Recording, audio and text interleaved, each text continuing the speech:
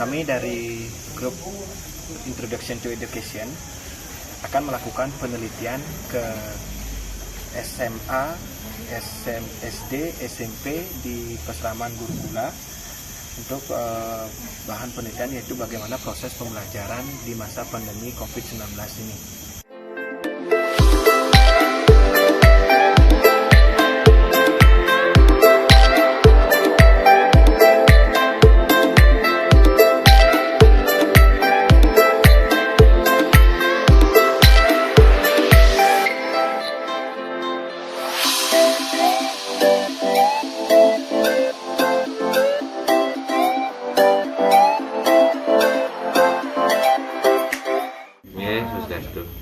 Perkenalkan, kami dari mahasiswa STKIP Suarbandi.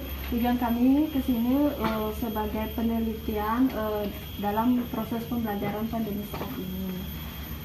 Karena sekolah Gurukula ini adalah satu-satunya sekolah Pesraman yang masih membuka pembelajaran, kami ingin mengetahui apa saja kegiatan-kegiatannya. Sebelum itu, dapatkah Bapak menjelaskan apa itu sekolah Gurukula dan tujuan pembukaannya sekolah Gurukula? Baik, jadi sebelumnya perkenalkan nama Iwayan Laksada, selaku Ketua Pesraman Gurukula Bangli yang juga membawahi sekolah-sekolah formal di Pesraman Gurukula dari tingkat baik grup TK, SD, SMP, dan SMA. Di Gurukula ini sudah berdiri akhirnya tahun 2003, diresmikan tahun 2005. Jadi untuk lebih detail bisa dilihat di dalam prasasti yang terpampang di depan aula. Kemudian ada sekolah, ada anak-anak di sini baru tahun 2006, tepatnya bulan Juli 2006. Jadi saya sendiri selaku kepala sekolah Cimudi waktu itu, jadi ditugaskan pertama tahun pembelajaran dimulai dari 26 Juli 2006. Bersama di sini bersama 12 anak awalnya yang berasal dari berbagai daerah, termasuk ada 3 orang dari Jember, dari Jawa Timur, Jember. Dan minggunya baru ada lagi sampai 20 orang. Berarti pemasukan anaknya ini tidak langsung ya ada datang setelah pembelajaran ada. Nah itu karena awal itu, karena awal ya mungkin informasi yang terlambat, kemudian sekolah baru dibuka. Ya. Jadi lengkapnya baru seminggu kemudian baru 20 orang anak. Kelas Gurukula itu hanya maksimal 20 orang anak per kelas, per angkatan. Jadi itu konsep kita. Dan Gurukul itu sebenarnya Gurukula itu kan guru ya guru, kula siswa. Guru dan siswa melaksanakan proses pembelajaran di dalam satu kawasan dan dengan sistem asrama, itu Gurukula. Itu sebenarnya sistem pendidikan kuno. Jadi sejak zaman Ramayana Mahabharata itu sudah terkenal dengan pesramannya itu. Ya. Jadi dan Gurukul Putra dengan Gurukul Putri semestinya pisah. Jadi beda antara Gurukula Putra dan Gurukul Putri. Kita dulu seperti itu. Jadi hanya ada Gurukul Putra aja di sini. Tapi karena kepentingan pendidikan nasional kita waktu kegiatan lomba, kegiatan mandala, lomba UKS, kita tidak ada anak putri, jadi sepertinya diskriminasi.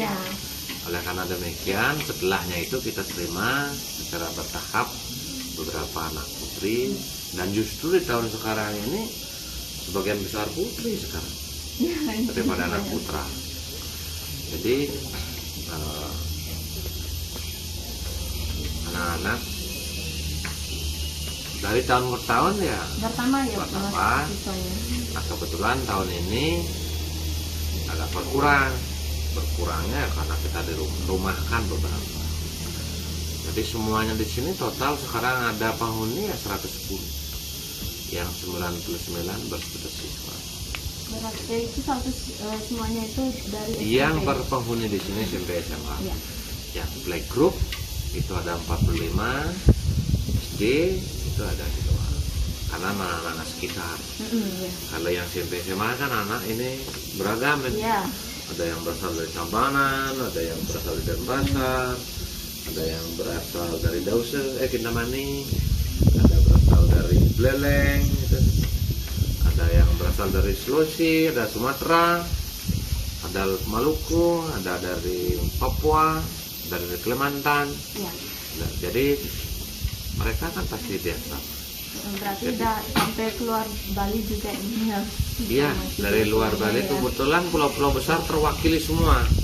Dari Jawa, Sumatera, Kalimantan, Sulawesi, dari Maluku, dari Papua. Jadi, bukan dari Bali saja, bukan dari Bangli saja, tapi dari berbagai daerah. Jadi anak-anak berkumpul di sini melaksanakan proses pembelajaran, baik pembelajaran formal lewat sekolah formal maupun pembelajaran non formal lewat peseraman dengan kurikulum peseraman, maupun pembelajaran informal pendidikan keluarga lewat panti asuhan. Karena peseraman kan lengkap juga contohnya.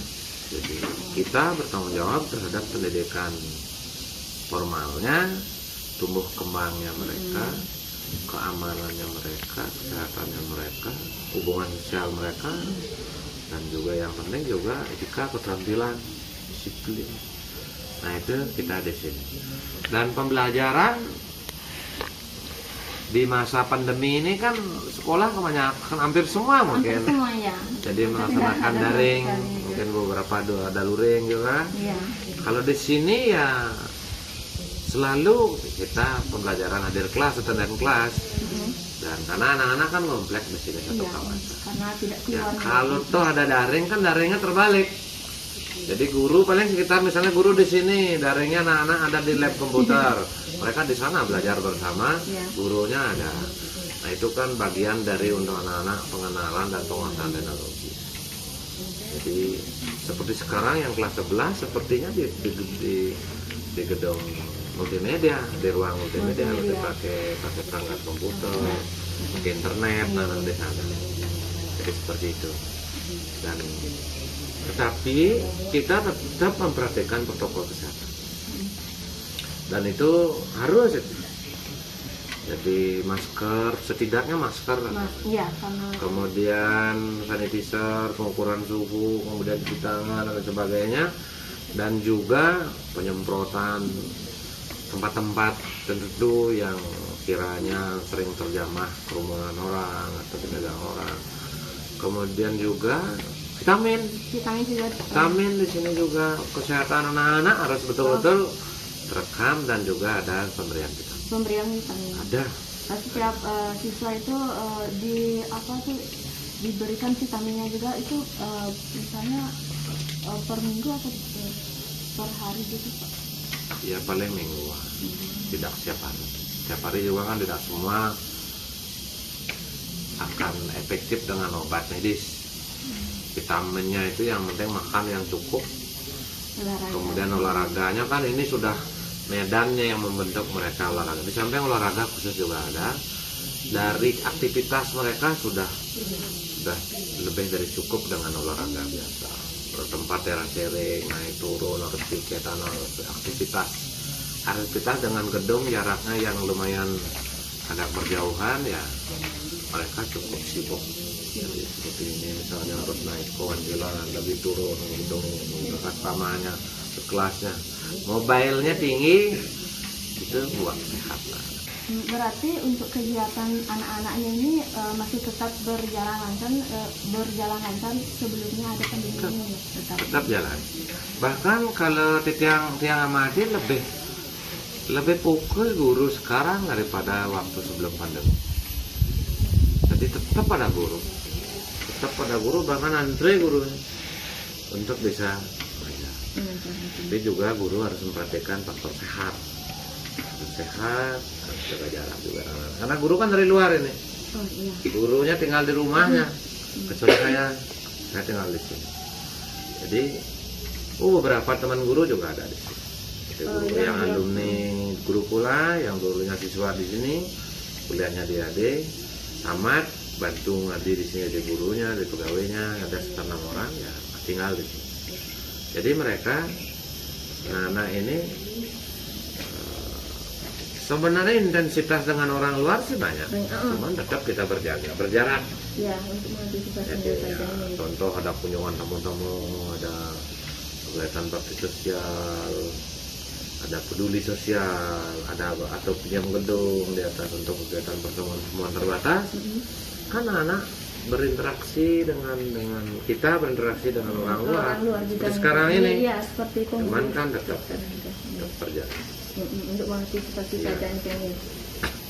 Untuk pembelajaran juga, apakah ada kesulitan-kesulitan dalam proses pembelajaran itu Pak sebelum-sebelumnya? Kalau Tiang kan katanya kesulitan sih aman-aman saja. Ya. Cuman karena memang kita terbatas dari awal ya, terbatas guru, terbatas fasilitas, lagi yang beberapa ini kan ya. Jadi kendalanya ya kendala yang klasik dan memang umum kan.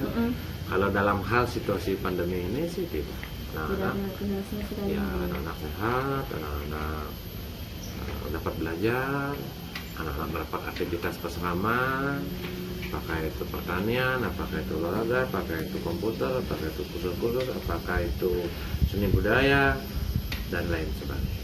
Jadi normal-normal saja. Jadi ya kalau kesulitan mungkin nanti tanya guru yang mengajar, nanti kan bisa langsung dengan anak-anak nanti apa kesulitan mereka mungkin pasokan uang sakunya mungkin tambah berkurang karena situasi begini, nggak tahu juga. Berarti sekolah di sini Kak untuk SPP itu semuanya berarti tentunya? Kita nggak pernah mengenal SPP, tidak pernah ada istilahnya. Jadi yang digratiskan di sini ya dulu pada waktu masih, karena pendirinya Bupati Bangli Pak Narnamo dulu kan ya ada bantuan dari daerah, ada bantuan dari beliau pribadi dan pejabat-pejabat lain atau yang peduli dengan guru pula ini yang punya ini bantu. Jadi ya semua fasilitas dan guru cukup, fasilitas ada, kemudian juga kebutuhan personal juga cukup lah. Jadi kalau sekarang kan serba terbatas ya, tapi tetap kita menggratiskan ya pendidikan, memang ada dibuat makan, permasalahan sehari-hari mereka itu kan kita tanggung di sini. Pemondokan, kesehatan, termasuk pakaian seragam bagi yang punya ya nggak bayar, kalau tidak. Kalau dulu ya gratis semua. Sekarang partisipasi dari keluarga atau orang tua yang misalnya yang nggak bisa ya apa. Kita tidak memaksa. Ya, kemudian ya dengan apalah yang ada di sini, ada orang, komunitas atau lembaga yang bantu, kita berikan. Contoh misalnya buku ini kan bantuan. Tadi sudah diumumkan. Jadi kelas 7 dan siapa yang kurang buku tulis, pulpen nanti biar dicatatkan oleh ketua kelasnya ada persiapan. Itu bantuan dari persorangan, dari kelompok komunitas. Ada juga pengunjungnya, ada pengunjung ya itu. Bantuannya menarkan. Jadi hidupnya ini sekarang dari bantuan-bantuan para peduli, donatur. Ada pengunjung, ada orang ulang tahun, ada ya yang berbagi istilahnya. Jadi seperti atau ditanya Pak, saya pengen berkunjung ini apa yang perlu dibantu, misalnya buku tulis. Sekarang semesteran baru ya tulis, pulpen apalah, TK sekolah. Jadi ada sudah kita sampaikan. Yang memang sehabis bukunya, pulpen, contohnya. Berarti untuk kegiatannya itu jam belajar misalnya SMP ini kan dari jam belajar berapa, SMA ini dari jam belajar formalnya nih. Kalau kita sekolah lain kan ada batasannya, mungkin sampai jam 11 lah. Kalau di sini ya dari jam 7.30 ya sampai jam 1, jam setengah 2. Jadi dan juga sudah jelas prakteknya menyesuaikan. Kadang-kadang bisa sampai jam 2 anak belajar. Bisa Iya, nanti makan siang lu istirahat, nanti lagi ke kelas. Ada tergantung bersama gurunya lah. Oh, berarti Ya. Jadi yang penting nggak pakai. setelah pembelajaran formal ini kalau untuk aktivitas lainnya itu seperti kegiatan apa yang sering di sini? Satu kegiatan pokok mereka harus piketan. Piket di area ini. Di perkebunan itu ya? Kebun, gedung ini kan juga. Ini ditanggung jawabin satu orang. Harus bersih pagi sore, ini harus rapi. Dan setiap saat, bukan hanya pagi sore. Halamannya aja beda. Contoh, pagi anak-anak piket. Bangun pagi kan, rapikan tempat tidur, keluar piket. Yang dapat di sini merapikan di sini, ngepel dan sebagainya, tidak pasang karpet dan sebagainya. Sampai nanti sorenya atau malamnya harus rapi lagi kembali. Dalam keseharian seperti tadi sudah ada lagi yang bantu nyapu. Ini sudah 2 kali disapu, 2 kali dipel. Agar tetap terjaga terus. Ya, ini juga sudah 2 kali diambil sampahnya. Ini bisa kalau saya di sini bisa sampai 5-6 kali sampah itu dipotong. Nyapu 2-3 kali. Pasti harus bersih. Jadi kalau pagi yang lanjutkan lagi itu ya. Itu. Sekarang piket di mana ini? Nah, nyiram ya tanaman harus siram, potnya dibersihin. Kemarin piket dapur, dia di dapur seminggu, masak apalah, masak sayur, masak lauk, masak nasi dan lain sebagainya.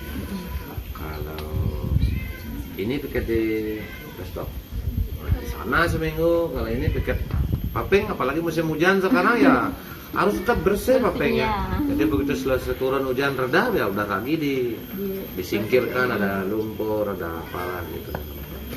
Ini punya tugas gitu. Sama 1 orang tergantung ini, ada 1 ada 2 tergantung. Nah setelah itu mereka mandi pagi, ganti pakaian sekolah ya jam 7.30 7.15 dan apel di sini. Apel bersama setiap hari itu. Ya setidak penghormatan mereka, penghormatan sambil pengecekan. Terus sambil kelas. Berarti untuk kegiatan sembahyangnya itu rutin ya 3 kali sekali seperti sembahyang? Nah, 2 kali, 3 kali, sekali. Itu ya faktanya seperti itu. Bilang rutin nang ego. Rutin 3 kali. Pagi mereka sembahyang atau bersama sendiri. Kemudian siang pas di kelas. Ya pas di kelas pasti bikin ngeregep di anak saya tidak. Jangan bohong-bohongan. Kemudian sore pasti malam. Anak pasti tetap 2 kali itu. Ya setidaknya 2 kali. Kalau doa sih sering. Setiap kegiatan, setiap makan, setiap minum, pasti itu. Itu sudah begitu langsung kita disuruh dan sebagainya. Harapan kita seperti itu. Sekarang mau berbohong pada diri sendiri sama Tuhannya silakan. Jadi itu kan tak bisa dipaksa diatur di depan kita, iya. Saya tidak suka begitu. Pura-pura. Kalau sembahyang itu kan keikhlasan. Harus ikhlas, harus lakukan. Jangan anak keikhlasan, jangan lakukan. Saya bukan berarti tidak ikhlas, kita lakukan.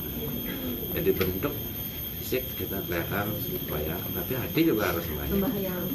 Harus berdoa, harus mohon keselamatan. Terus apakah ada siswa yang tidak disiplin dalam mengikuti proses pembelajaran di sini? Kalau itu ditanya sama guru. Kalau keseharian ya, yang namanya anak-anak kan tidak disiplin itu iyalah. Misalnya pakai dasi, harusnya kan pakai dasi ini dikancing bajunya kan mas kan. Itu ini biar nak kelihatan ini dadaku, gitu kan. Jadi kencing, disiplin, rambut rapi, nanti supaya sudah pakai sisir dulu. Rambut harus pendek yang putra seperti itu. Nah itu sedikit panjang udah kena.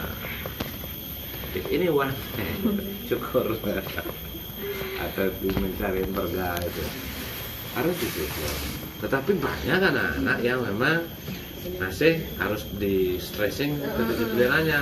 Karena asal anak kan banyak anak-anak yang anak-anak yang memang supernova atau bukan super nakal lagi, super nakal itu lah gitu. Ya itu kan harus dilatih kedisiplinan. Iya harus membiasakan itu anak biasa dulu di rumah pergaulan bebas, suka mabuk-mabukan, mirakan, suka rokokan, suka cewekan, cok cewekan, suka trek-trekan. Nah, itu kan banyak. Malas belajar, malas sekolah, sampai tidak naik kelas di sekolah lain kan banyak. Keluarkan juga ada ya Pak. Terus sampai akhirnya kesini kan tidak mudah. Iya. Harus perlu penyesuaian. Ada juga anak-anak yang memang ingin belajar mandiri, memang tertib di rumahnya, yang sopan, pintar dan sebagainya. Jadi beragam anak-anak di sini. Anak pintar yang bisa bersaing dengan sekolah lain juga. Ya, anak yang seperti kita tadi belum bisa baca tulis juga ada. Anak yang susah sekali diatur juga ada. Anak yang cepat penyesuaian juga ada. Karena banyak ratusan. Jadi ada lebih gemuk, ada lebih ramping, ada lebih rajin, lebih ada masih perlu ini. Banyak itu beragam. Kita juga tekniknya beragam, banyak cara, berbeda-beda ada cara. Ya. Kalau kan ada mahasiswa baru ya, kan ada siswa baru, adakah yang mengeluh tentang proses kerja atau pembelajaran di sini? Pasti ada lah. Yang namanya berbanyak gitu pasti ada. Maksudnya itu. Mengeluh karena ya kaget juga kan. Yang biasa hanya main HP dia di rumah tidur jam 10 baru bisa bangun. Sekarang pagi jam 5 sudah bangun, setengah 6 paling lama udah bangun, udah harus beraktivitas. Kan pasti awal-awal keluar. Ada yang menangis, ada yang rindu redam, itu kan. Ya ini kan kerinduan kan terus waktu awalnya baru 6 bulan di sini kan, persis 6 bulan kan, menjelang Saraswati. Jadi kalau ini sih udah happy di sini. Itu apalagi sudah ya banyak yang menyenangkan. Kalau di sini sudah happy, namanya aja happy ini. Sudah happy di sini gitu. Jadi sudah mulai beradaptasi ya. Seperti anak-anak itu pasti sudah happy di sini, apalagi Dimas, wih so happy. Jadi Mas Ardik sudah happy di sini. Ini juga anak-anak baru ini kan kelas 1 SMP baru 6 bulan ya. Awalnya pasti ada. Tapi yang ini pindahan ya karena niat di sini ya.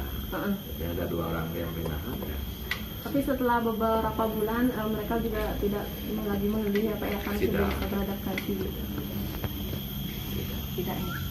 Sudah berjalan normal. Tapi kalau sudah berjalan normal, sudah ada yang beradaptasi di sini, adakah yang masih mengeluh gitu Pak tentang proses kerja pembelajaran di sini? Ya yang namanya semuanya manusiawi itu. Mengeluh, kenyelan, tuyohan. Itu jadi istilahnya misalnya terlambat, jam siang masih rena untuk lu, itu kan pasti itu bisa menghilang bisa. Ada yang sering. Ada yang keluar Pak? 1-2 ada. Ya makanya kan itu anak yang super bandel-bandel kan pasti ada aja cari apa sembunyi-sembunyi lah. Keluar tanpa izin itu kan jarang. Kalau setiap hari bikin masalah kan kita sama-sama repot gitu. Jadi sebenarnya masih wajar itu, cuman kan untuk ukuran asrama tidak cocok. Harus semua kita harus beritahu lapor izin. Karena kan yang bertanggung jawab ada. Jangan ada kenapa-kenapa. Itu kan tanggung jawab asramanya, itu sangat besar. Jelas keluar itu kemana jelas. Nanti kalau ada keluarga ada yang tanya mencari kan tahu pergi ke ini ada dengan ini paling sekian menit sekian jam kan jelas. Nah itu juga kalau ada seperti peristiwa-peristiwa tersebut Bapak langsung mengasih hukuman atau bagaimana gitu? Tidak ada anak-anak yang dihukum di sini, hanya tindakan disiplin. Ya mungkin tindakan disiplin ya bisa. Iya, tidak ada sih sebenarnya, bilang ajang lemakan, ajang pupuk, yang lainnya juga berkegiatan sama saja. Jadi kalau keterlaluan ya terpaksa kita rumahkan, pas kursi, bahkan dikeluarkan kemana ya? Dulu ada ya siswa? Ada. Mungkin terlalu gini ya? Iya, nanti membahayakan di sini, membahayakan mereka, membahayakan keluarganya. Membahayakan juga. Iya, yang di sini juga. Jadi Jadi ada yang kalau tidak disiplin izin pulangnya 2 hari 5 hari itu sudah ada disiplin, bisa jadi ada di rumah aja dulu. Jadi pasti di rumahnya biar lebih lama 2-3 bulan kasih kan seperti Sena kan ya, karena 2 kali tidak disiplin datangnya selalu terlambat, mohon maaf kita rumahkan dulu. Ya seperti Bobby dan beberapa kita rumahkan karena sudah ada batasan di sini. Iya, batasan. 6 bulan sudah ada perubahan, kasihan juga. Pura-pura di sini nanti kasihan juga. Jadi kita minta pertimbangan keluarga. Ada yang sudah 5 tahun lagi berubah-ubah. Nah itu juga harus mantapkan hati. Maka di sini harus mantapkan hati. Harus dengan hati juga. Jadi kalau tidak ya gampang aja disuruh pulang, kasihan pulangnya habis masak gitu kan. Ini piket dapur sebelumnya sembunyi tidak mau piket dapur ya. Untuk masaknya semua bisa ya? Semua bisa ya, masak yang sederhana lah untuk kebutuhan sehari-hari. Jadi terima kasih untuk informasi-informasi terkait dengan sekolah guru Kulon itu.